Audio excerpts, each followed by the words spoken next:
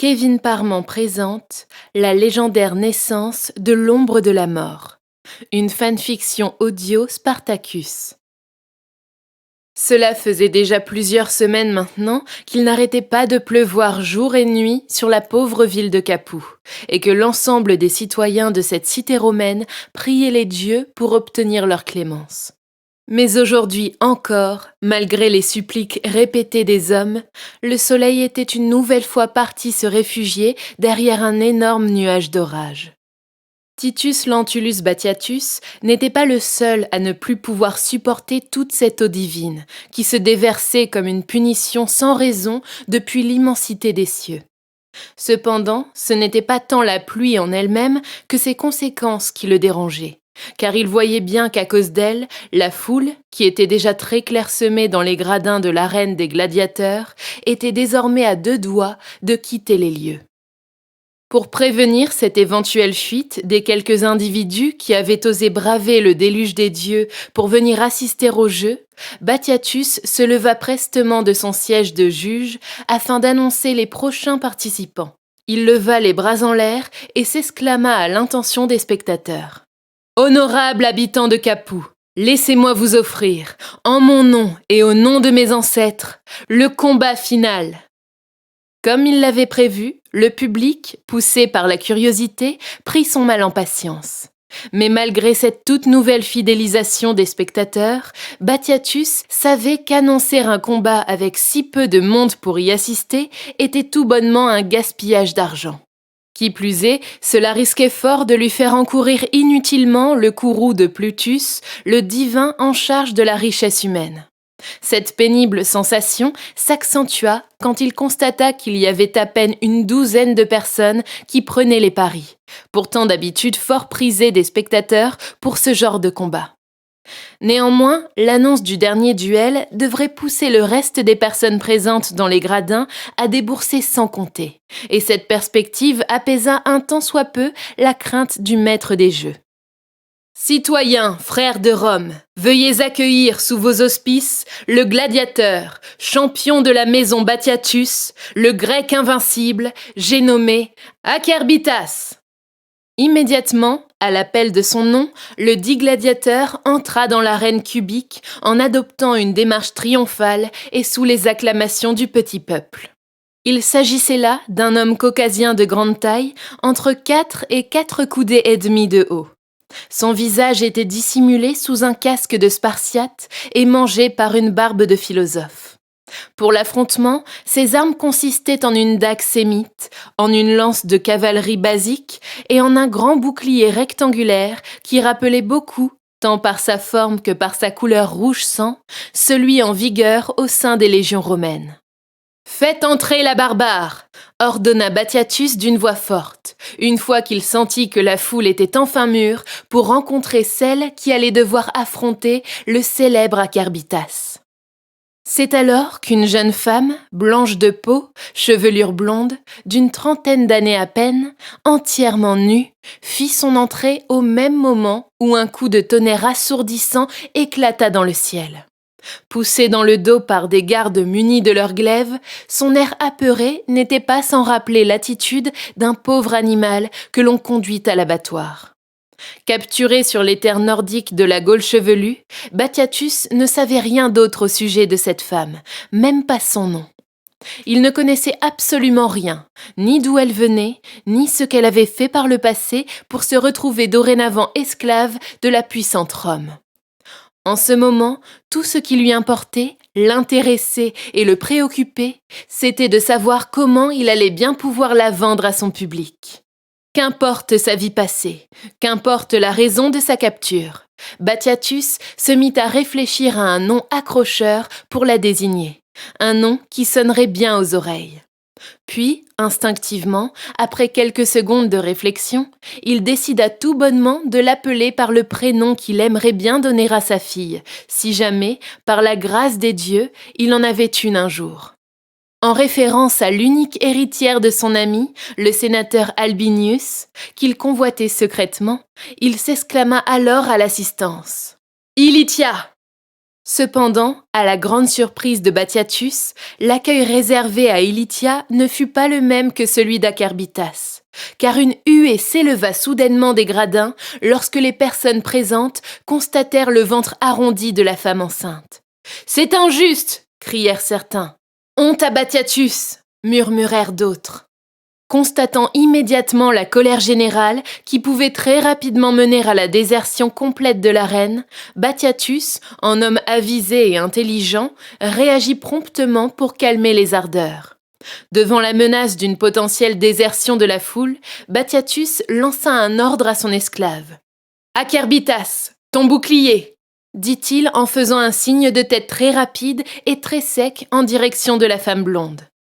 Le guerrier grec s'exécuta alors immédiatement devant son dominus et lança son bouclier au pied de la barbare. « La guerrière au bouclier !» s'exclama alors Batiatus en présentant à nouveau la jeune femme d'une main. Cette Amazone, d'une sauvagerie inégalable, est connue jusqu'aux confins de la République pour avoir défait à elle seule 300 légionnaires, avec pour seule arme un bouclier. Subtilisé à l'un de nos valeureux soldats tombés aux Champs-Élysées.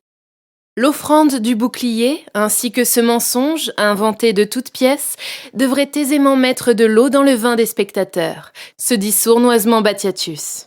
Effectivement, cet acte de bonté, si cela en était un, sembla être apprécié par les Romains et Romaines du stade, puisqu'ils trouvèrent que cette femelle était maintenant à égalité raisonnable avec le gladiateur, bien qu'elle restât entièrement nue et affaiblie par sa grossesse, et qu'elle n'ait pour seule arme qu'un banal bouclier pour survivre face à un guerrier expérimenté.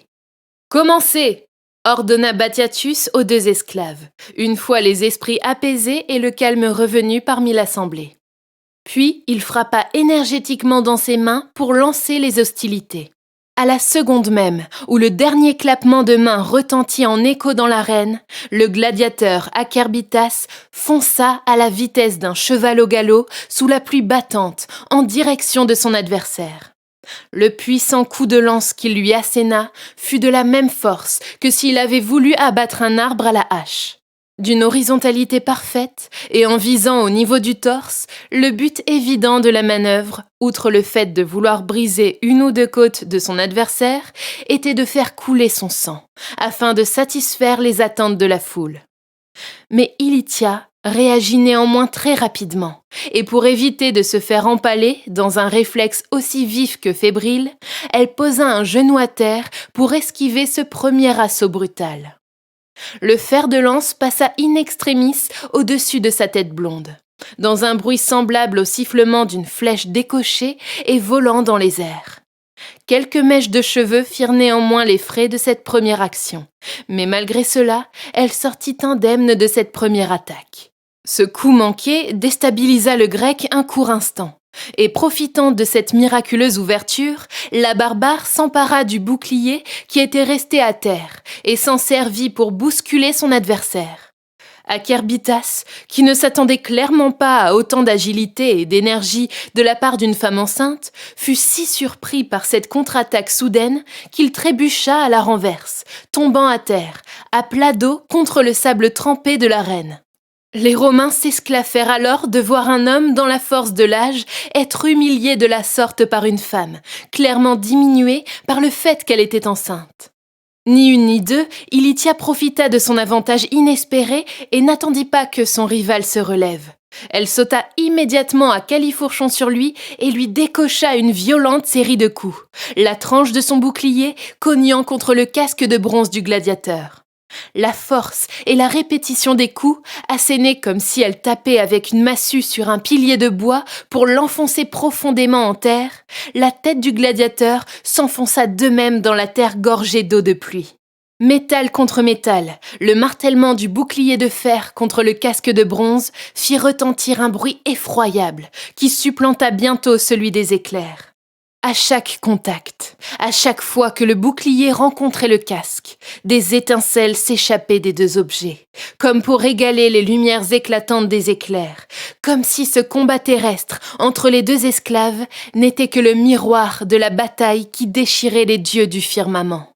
Bien que désarçonné par un tel déchaînement de violence durant d'interminables secondes, Akerbitas supporta néanmoins avec une admirable résistance cette avalanche inattendue de férocité de la part d'Ilitia la barbare.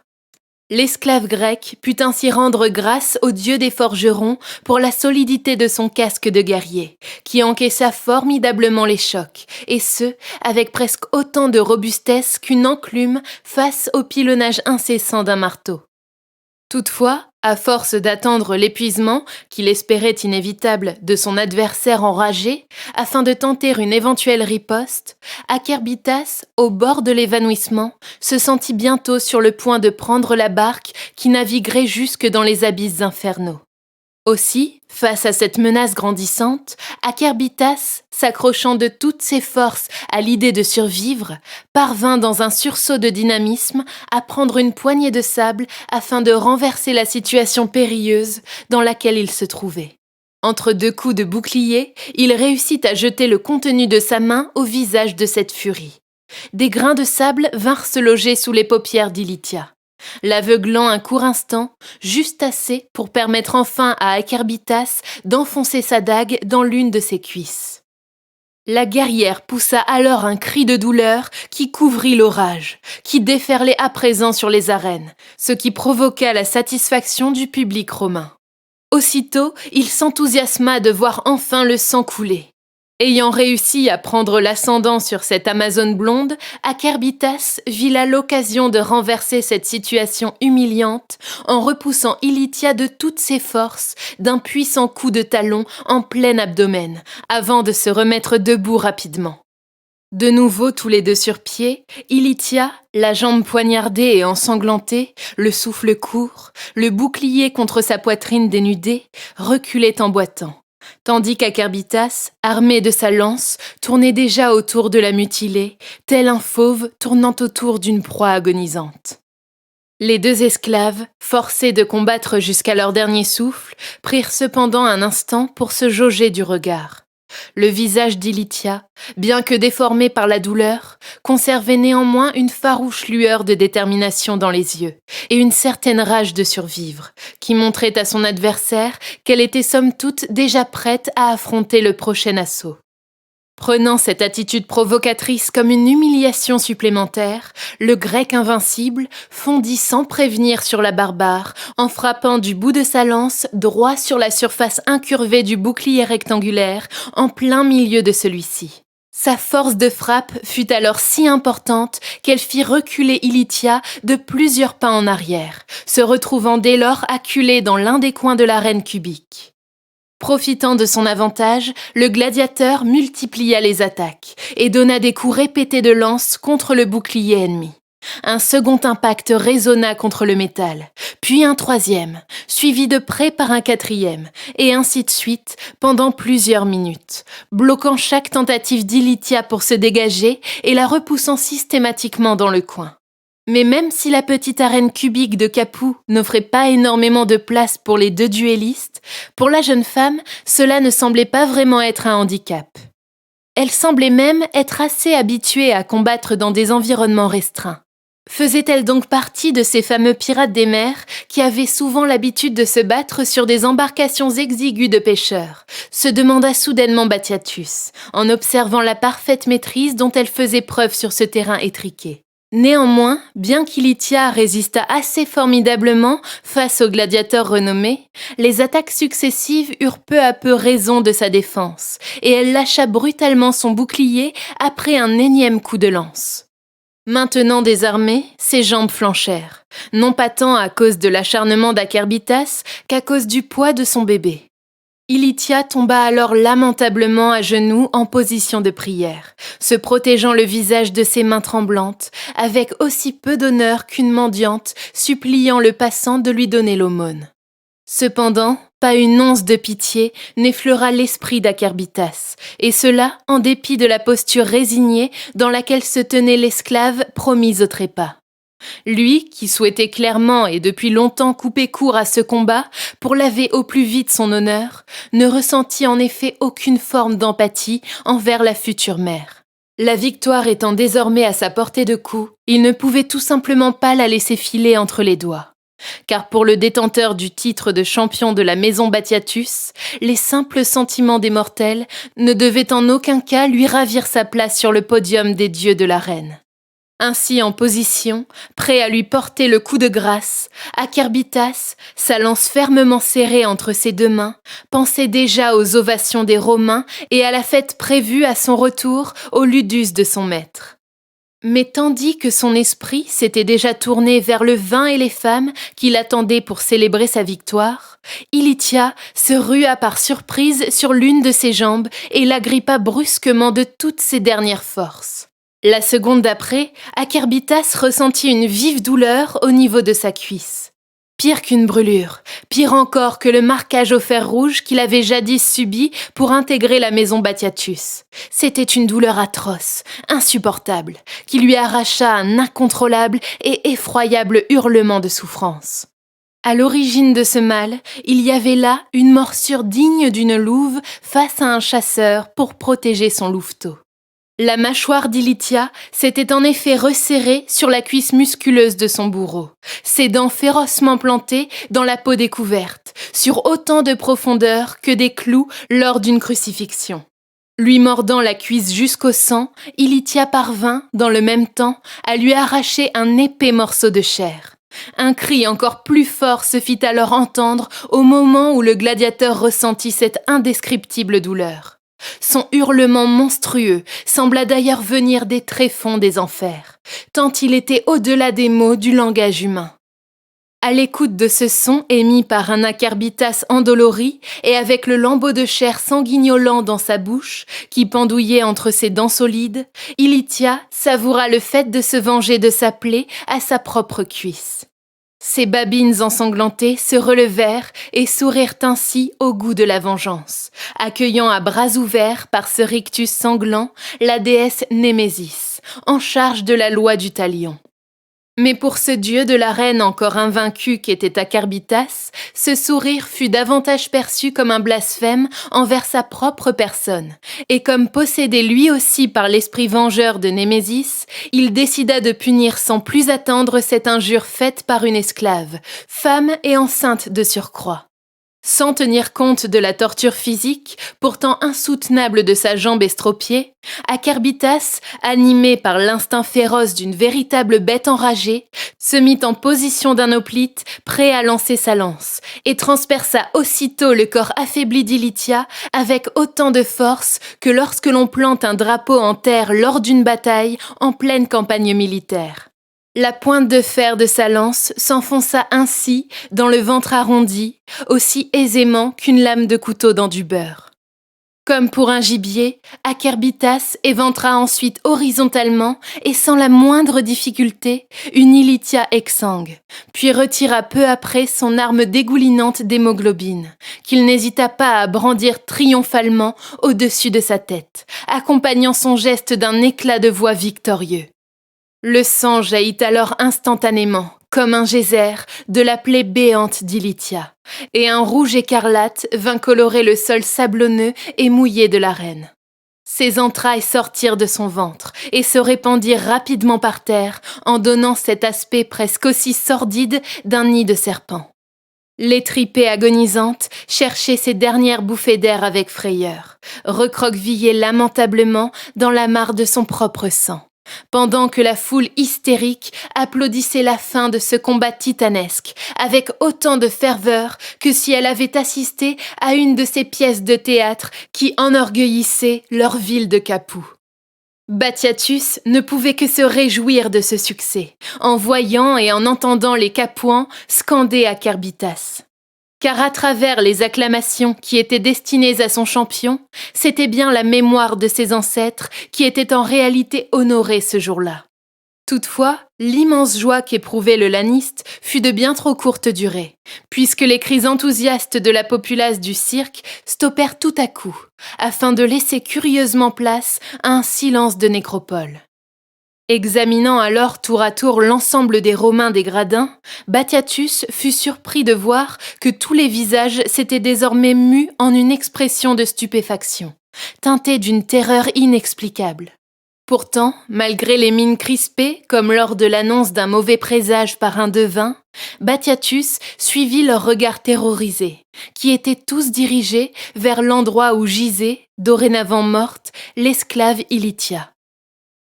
Et c'est là que Batiatus ne put s'empêcher, lui aussi, de faire une grimace, lorsqu'il constata avec horreur qu'en plein centre des tripes gesticulait difficilement, à l'intérieur d'un sac d'aspect visqueux et incolore, la silhouette d'un nourrisson.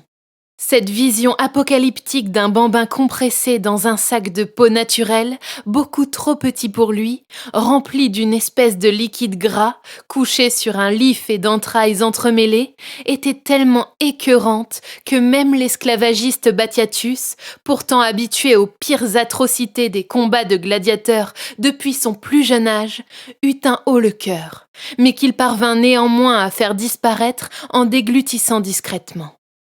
Les témoins de cette scène inouïe eurent eux aussi, à l'instar de l'organisateur des Jeux du cirque, la nausée. Mais seul Acherbitas, sans doute beaucoup plus accoutumé à de pareilles choses, n'eut aucun mal à supporter cette vue dégoûtante. De ce fait, seul lui fut à même de pouvoir faire quelque chose au sujet de cette race nouvelle, née du mariage entre le sable et le sang. De son propre chef, le gladiateur se rapprocha donc de l'ignoble sachet translucide et grâce au bout pointu et acéré de sa lance, le piqua comme une aiguille dans une peau de bête. Au contact de la lame de fer aiguisée, celui-ci se déchira soudain et à peine fut-il percé qu'une sorte d'eau, à la fois blanche et huileuse, accompagna le bâtard lors de sa sortie. Consécutivement, une nuée de moucherons se mit immédiatement à tournoyer tout autour de l'enfant, dès l'instant où celui-ci baigna dans le sang de sa matrone. Mais ce fut seulement à la vue de ces 4 petits membres qui pataugeaient frénétiquement dans la mare de sang, comme les pattes d'une araignée à l'agonie qui gigoterait pour survivre à la noyade dans une flaque d'eau croupie, qu'Acherbitas s'agenouilla pour couper le cordon qui reliait encore la matrice de la mère inerte à l'abdomen du nouveau-né. Écrabouillant au passage sous ses genoux les viscères encore chauds de sa victime, Acherbitas attrapa ensuite l'un des talons du nourrisson avant de se relever, afin de le présenter comme un trophée à son maître pour savoir ce qu'il devait maintenant en faire. Devait-il lui exploser le crâne sous son pied ? S'interrogea l'esclave en posant ainsi par la même occasion cette même question à son propriétaire par un simple jeu de regard. Ce dernier, par contre, encore sous le choc devant une pareille situation, ne put trouver une réponse définitive qu'après avoir vu la pluie torrentielle tomber et venir nettoyer entièrement le corps du bambin, hideux, rouge de sang et d'un aspect gluant, ressemblant jusqu'alors à un diablotin. La perte de son apparence démoniaque au profit de quelque chose de beaucoup plus humain et de beaucoup moins repoussant dissuada ainsi très vite Batiatus de mettre fin à son existence à peine commencée. Car après avoir été oint par les hommes avec du sang, c'était comme si les dieux eux-mêmes le baptisaient avec leurs larmes tombées depuis les cieux. Miraculeusement, lorsque l'eau du ciel eut complètement lavé son petit corps et que ce petit bonhomme poussa ses premiers cris, le firmament commença tout doucement à s'illuminer. Comme en réponse à la clémence de Batiatus, de manière bien étrange, les nuages disparurent progressivement, poussés par un vent venant de Thrace et soufflant à la vitesse d'une armée en marche rapide en direction de la Sainte Cité. Après des semaines et des semaines d'absence, Apollon refaisait ainsi timidement surface dans le ciel de Capoue, pour le plus grand bonheur de ses habitants, qui sentaient déjà sur leur peau le retour des premières chaleurs du dieu solaire. Ainsi, pour les Romains de Capoue, qui assistèrent à cette subite fin du déluge, elle ne pouvait être attribuée, selon eux, qu'à la venue au monde de cet enfant miracle, qui devait sans aucun doute être un autre cadeau de la part des dieux en personne.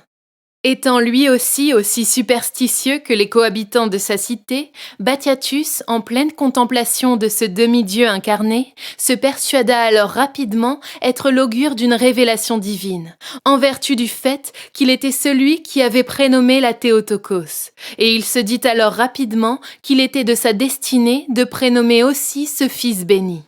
Presque aussitôt après avoir eu cette pensée, comme si le prénom ne venait pas de lui, mais qui lui était dicté par des puissances supérieures, comme soufflé à ses oreilles par les parcs, Batiatus décida de nommer le nourrisson sauvé par le destin par un nom qui se rapporterait alors au souverain des cieux. Levant son pouce en l'air comme pour accorder sa clémence, Batiatus révéla alors à ses compatriotes le prénom que venaient de lui insuffler les trois moires. Avec une voix solennelle, digne d'un prêtre, il prononça à l'assemblée « Théocolès ». Jamais aucun gladiateur passé, de toute l'histoire de la gladiature, n'eut alors le droit à autant d'ovations que ce Théocolès, au premier jour de sa vie. Une clameur ininterrompue s'éleva en effet depuis les gradins lorsque la douzaine d'hommes et de femmes présents dans l'arène de Capoue approuvèrent comme un seul homme son prénom en le hurlant en boucle. Aux grandes dames d'ailleurs d'Acherbitas, qui croyaient encore avoir le privilège d'entendre son propre nom être scandé jusqu'aux cieux. Et depuis ce jour, qui devint pour la plupart des gens une légende, depuis la naissance de ce Théocolès, l'on aimait raconter partout, aux quatre coins de la République romaine, que plus aucune goutte de pluie ne tomba sur le sol de Capoue, et ce, jusqu'au jour de la mort de l'ombre.